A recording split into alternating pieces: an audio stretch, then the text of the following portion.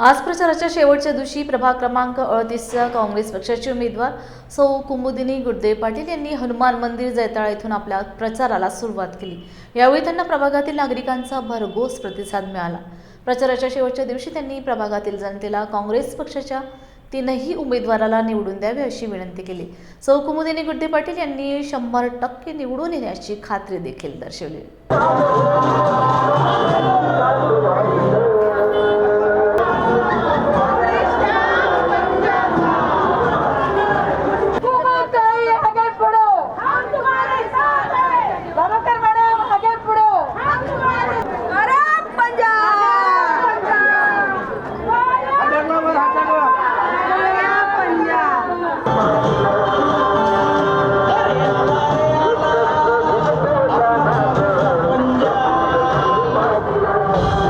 आजच्या ह्या शेवटच्या दिवशी आपल्याला प्रचंड जे जनसमर्थन आहे ते मिळणार आहे अशी पूर्ण खात्री आहे। आतापर्यंत तुम्ही प्रचार केला ताई, कसा प्रतिसाद मिळाला लोकांचा?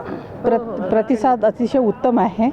हेच आव्हान करणार आहे की मोठ्यात मोठ्या संख्येने 15 तारखेला आपल्याला निघायचं आहे आणि मतदान करायचं आहे आणि आपल्या पॅनलला पूर्ण निवडून आणायचं आहे।